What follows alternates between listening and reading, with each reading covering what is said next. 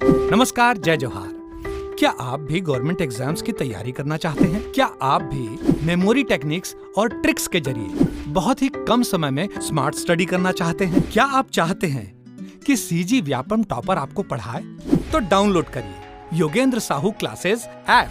यहाँ 10 से अधिक गवर्नमेंट एग्जाम्स क्रैक करने वाले और सीजी व्यापम टॉप करने वाले योगेंद्र सर CGPSC और सीजी व्यापम के अंतर्गत होने वाले सभी एग्जाम्स की तैयारी कराएं। तो डाउनलोड करिए Yogendra Sahu classes app to be the best, learn from the best.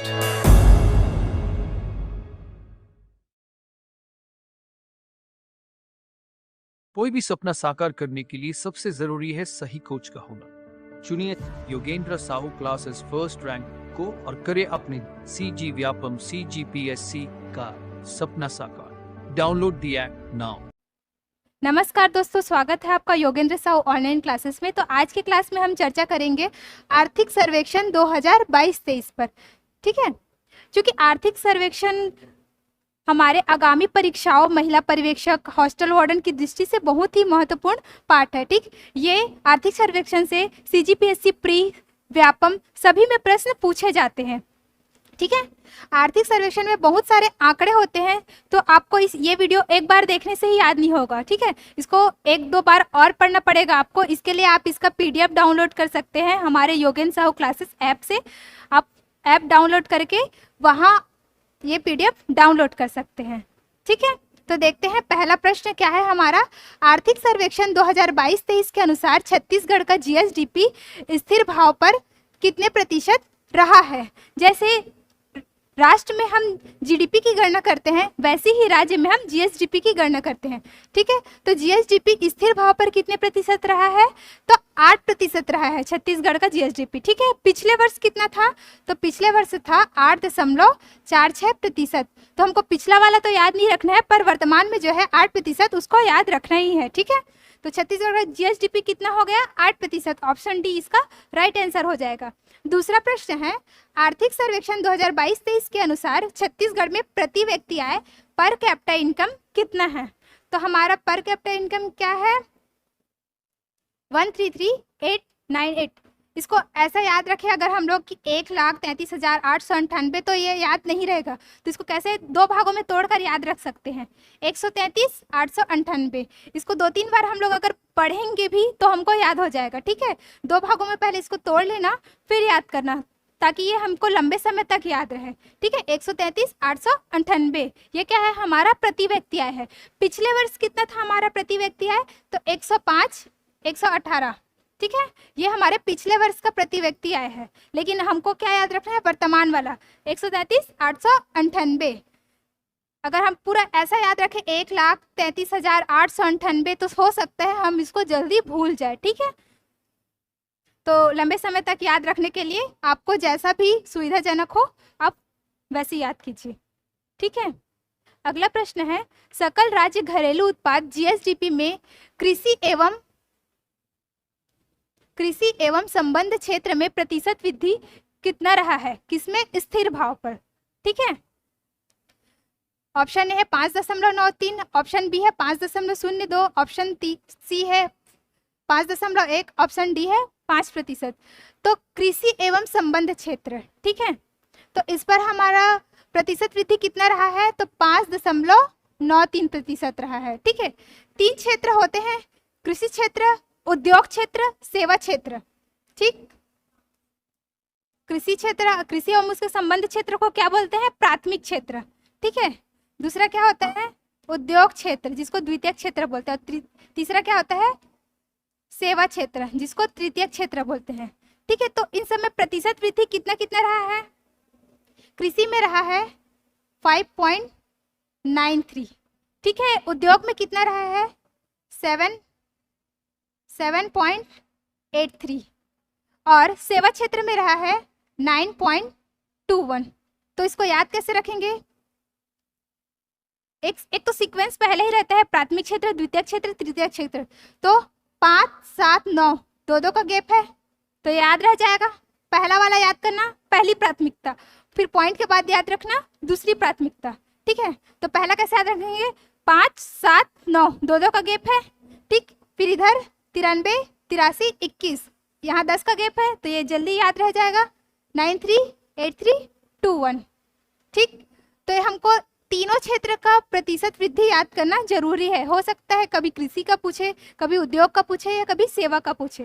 ठीक, तो कृषि में कितना है, कृषि और उसके संबंध क्षेत्र में तो 5.93, अगर उद्योग बोलेगा तो 7.83 और सेवा बोलेगा तो 9.21%। ठीक है, अगला प्रश्न देखते हैं हम। जीएसडीपी में स्थिर भाव पर उद्योग क्षेत्र में प्रतिशत वृद्धि कितना रहा है? तो उद्योग क्षेत्र अभी हमने पढ़ा था कृषि का, कृषि में था 5.93। ठीक, 2 बढ़ाएंगे इसमें तो 7 और इधर कितना था, 10 का गैप था तो 83। ऑप्शन सी इसका राइट आंसर हो जाएगा। ठीक है, जीएसडीपी में स्थिर भाव पर सेवा क्षेत्र में प्रतिशत वृद्धि कितना रहा है? तो सेवा क्षेत्र में प्रतिशत वृद्धि कितना था, फिर 2 बढ़ाए थे आपस 9 और ये 21, तो ऑप्शन ए इसका राइट आंसर हो जाएगा। ठीक है, छठवां प्रश्न है, कृषि क्षेत्र में किस वर्ष वृद्धि दर सर्वाधिक रहा था? ठीक है, क्या पूछ रहे हैं, किस वर्ष वृद्धि दर सर्वाधिक रहा था? हम लोग आधार वर्ष 2012-13 से जैसे गणना करते आते हैं अभी 2022-23 तक, तो इसके बीच में कौन से वर्ष में उसका जो प्रतिशत वृद्धि था वो सर्वाधिक था? तो कौन से वर्ष में था? 18-19 में था। कौन से वर्ष में था? 18-19 में था। तो यहाँ बात सर्वाधिक की हो रही है तो न्यूनतम भी किसी वर्ष में रहा होगा, तो न्यूनतम रहा था 17-18 में। ठीक है, इस समय हमारे जनपद में सूखे की समस्या हो गई थी, इसलिए उस टाइम कृषि क्षेत्र में न्यूनतम प्रतिशत वृद्धि रहा था। ठीक, अधिक सर्वाधिक बोलेंगे तो 18-19, सर्वाधिक बोलेंगे तो 18-19, तो इसका राइट आंसर क्या होगा? Option C. ठीक, उद्योग क्षेत्र में किस वर्ष वृद्धि ऋणात्मक रहा था? यहाँ सर्वाधिक पूछा था, यहाँ क्या पूछ रहा है? ऋणात्मक रहा था। तो किस वर्ष ऋणात्मक रहा था? तो 2020 और 21 में। क्यों? क्योंकि इस टाइम कोरोना काल चल रहा था तो उद्योग सब बंद थे, इसलिए इसमें वृद्धि ऋणात्मक रही थी। कब? 2020 और 21 में। कौन से क्षेत्र में? तो उद्योग क्षेत्र में। ठीक है,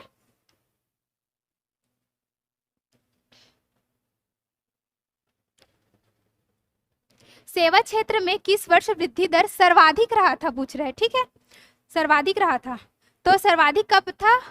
19-20 में। 2019-20 में सेवा क्षेत्र में वृद्धि सबसे सर्वाधिक रहा था।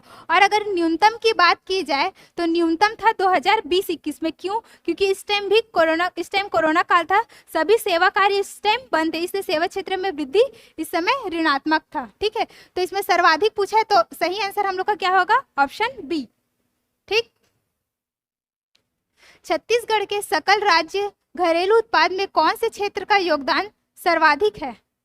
तो कौन से क्षेत्र का योगदान सर्वाधिक है? उद्योग क्षेत्र का। ठीक है, उद्योग क्षेत्र का जो योगदान है वो सर्वाधिक है। कोई भी चीज अपने आप में 100% होता है ना, तो हम इसको अगर 3 भाग में डिवाइड करें, ठीक, तो एक क्षेत्र कौन सा होगा? कृषि। ठीक, एक क्षेत्र क्या होगा? कृषि। दूसरा क्या होगा? उद्योग। और तीसरा क्या है? सेवा।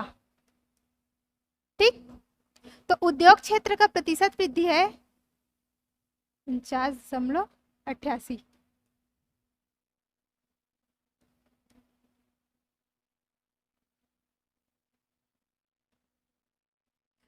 तो ये पूरा 100% होगा। ठीक है, कृषि क्षेत्र का 16.93, उद्योग क्षेत्र का 49.88 और सेवा क्षेत्र का 33.21। ठीक है, तो किसका योगदान सबसे सर्वाधिक है? उद्योग क्षेत्र का ना, तो हमारा सही आंसर क्या हो जाएगा? ऑप्शन सी, उद्योग। ठीक, अगला प्रश्न है, पिछले वर्ष की तुलना में 2022-23 में प्रति व्यक्ति आय में कितने प्रतिशत की वृद्धि देखी गई है? तो कितने प्रतिशत की वृद्धि देखी गई है? 10.93 की। ऑप्शन बी हमारा राइट आंसर हो जाएगा। कैसे, मैं आपको बताती हूँ।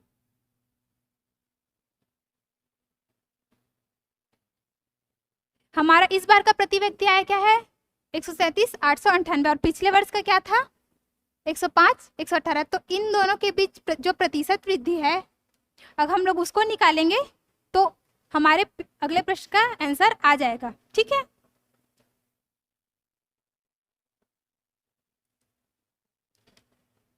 आगे है 11वां प्रश्न, वर्तमान परिस्थिति में छत्तीसगढ़ में कुल राशन कार्ड धारियों की संख्या कितनी है?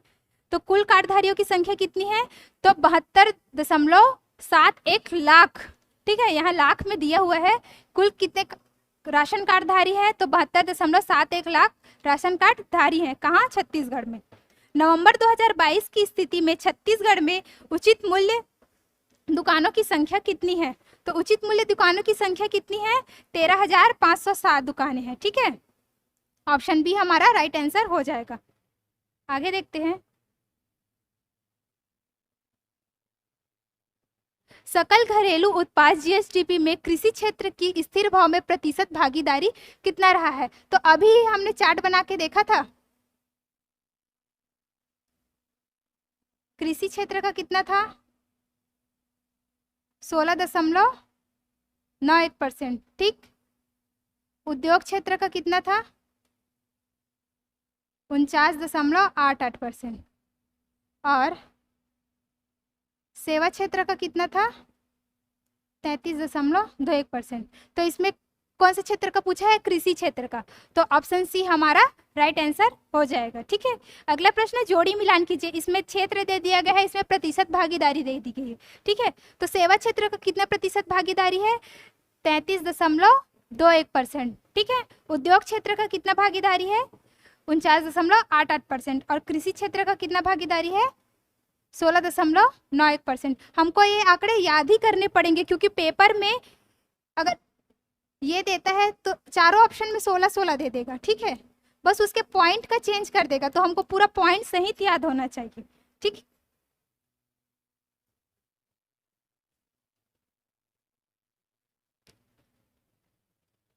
छत्तीसगढ़ में सार्वभौम सार्वजनिक वितरण प्रणाली पीडीएस पब्लिक डिस्ट्रीब्यूशन सिस्टम का शुभारंभ कब हुआ था? तो कब हुआ था इस योजना का शुभारंभ? 2 अक्टूबर 2019 को। 2 अक्टूबर 2019 को कुल 5 योजनाएं चालू की गई थी, जिसमें से एक है सार्वभौम सार्वजनिक वितरण प्रणाली, दूसरा है सुपोषण योजना। ठीक है, तीसरा है मुख्यमंत्री वार्ड कार्यालय योजना, चौथा है मुख्यमंत्री शहरी स्वास्थ्य योजना, शहरी स्लम स्वास्थ्य योजना, और पांचवा है मुख्यमंत्री हाट बाजार क्लिनिक योजना। ठीक है, तो ये 5 योजनाएं 2 अक्टूबर 2019 को स्टार्ट की गई थी गांधी जयंती के अवसर पर। ठीक है, तो हमको ये 5 योजनाओं के बारे में जानकारी होनी चाहिए। छत्तीसगढ़ की लगभग कितने प्रतिशत जनसंख्या कृषि संबंधित कार्य करती है? तो कितने प्रतिशत जनसंख्या कृषि संबंधित कार्य करती है? तो 80% जो जनसंख्या है छत्तीसगढ़ की, वो कृषि संबंधित कार्य करती है। ठीक है, 16वां प्रश्न देखते हैं, सकल घरेलू उत्पाद जीएसडीपी में कृषि क्षेत्र की स्थिर भाव में प्रतिशत भागीदारी कितना रहा है? ठीक है, किसका पूछा है? कृषि क्षेत्र का। तो कृषि क्षेत्र का कितना रहा था? 16.91%। ठीक, छत्तीसगढ़ के किस जिले में राशन कार्ड धारियों की संख्या सर्वाधिक है, पूछ रहा है। तो कहाँ का सर्वाधिक है? रायपुर का। रायपुर में वैसे भी जनसंख्या सबसे ज्यादा है, तो राशन कार्ड धारियों की संख्या भी सर्वाधिक कहाँ होगी? रायपुर में होगी। हम ऑप्शन ए इसका राइट आंसर हो जाएगा। वर्ष 2012-13 से वर्ष 2022-23 तक स्थिर भाव पर सकल राज्य घरेलू उत्पाद जीएसडीपी का औसत वृद्धि दर। ठीक है, 2012-13 से लेकर 22-23 तक जीएसडीपी जितना भी प्रतिशत रहा होगा उसका औसत पूछ रहा है। ठीक है, तो औसत प्रतिशत कितना है? 5.73%। ठीक है, ऑप्शन ए हमारा राइट आंसर हो जाएगा।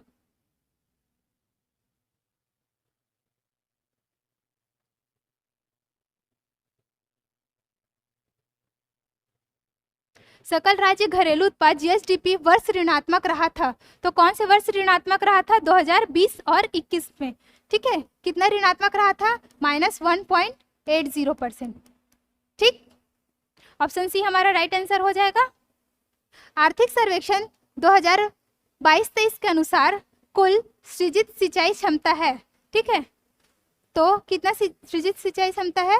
तो 21.47 लाख हेक्टेयर। ठीक है, सिंचाई क्षमता कितना हो जाएगा? 21.47। ठीक, यहाँ हम लोग ऋणात्मक की बात किए 2020-21, तो सर्वाधिक किस वर्ष रहा था ऐसा भी पूछ सकता है। तो सर्वाधिक रहा था 2016 और 17 में। ठीक है, वर्ष 2016-17 में वृद्धि दर सर्वाधिक रहा था? अगला प्रश्न है, खरीफ फसल 2022-23 में कुल धान खरीदी कितनी की गई है? लाख मीट्रिक टन में। ठीक है, लाख मीट्रिक टन में। ठीक, तो कितना हम लोग धान खरीदे हैं? तो हम लोग खरीदे हैं 107.53 लाख मीट्रिक टन। लेकिन हम लोग लक्ष्य कितना का बनाए थे? तो लक्ष्य बनाए थे 110 लाख मीट्रिक टन का। ठीक है, लेकिन खरीद कितना पाए? 107.53 लाख मीट्रिक टन। ठीक, अगला प्रश्न है, सर्वाधिक उत्पादित तिलहन फसल कौन सी है? तो सर्वाधिक उत्पादित तिलहन फसल है हमारा मूंगफली। ठीक है, अगर मूंगफली के बाद का पूछे सेकंड नंबर का तो आएगा सोयाबीन। ठीक, ये फर्स्ट में, फिर जो सोयाबीन है वो सेकंड में, फिर राई सरसों आएगा थर्ड में, और इसके बाद राम तिल आएगा। ठीक, तो सबसे सर्वाधिक उत्पादित तिलहन फसल कौन सा है? मूंगफली। ठीक, तो ऑप्शन बी जो है वो हमारा राइट आंसर हो जाएगा। वर्तमान में प्रदेश में सिंचाई का प्रतिशत कितना रहा है? कितना है? तो कितना प्रतिशत है सिंचाई सुविधा उपलब्ध? 38.75%। ऑप्शन सी हमारा राइट आंसर हो जाएगा।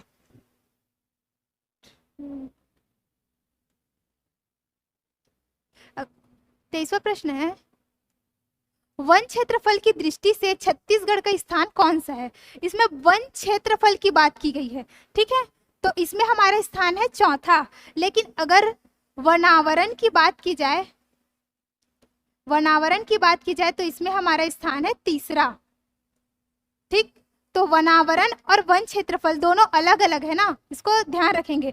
वन क्षेत्रफल में कौन सा है? चौथा, और वनावरण में कौन सा स्थान है? तीसरा। ठीक, छत्तीसगढ़ राज्य वन विकास निगम रायपुर की स्थापना कौन से वर्ष में हुई थी? तो कौन से वर्ष में हुई थी? वर्ष 2001 में। ठीक है, 2001 में हुआ था। ऑप्शन बी हमारा राइट आंसर हो जाएगा। सन 2000 में तो हमारा छत्तीसगढ़ राज्य बना था, तो छत्तीसगढ़ राज्य वन विकास की स्थापना 2001 में। ठीक है, 25वां प्रश्न है, एक मानक बोरा में तेंदुपत्ता की संख्या कितना होता है?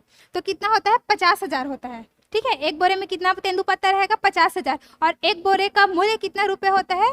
तो 4,000 रुपए। ठीक है, तो आज के लिए इतना ही। मिलते हैं इसके नेक्स्ट पार्ट में, तो बने रहिए योगेंद्र साहू क्लासेस के साथ। धन्यवाद।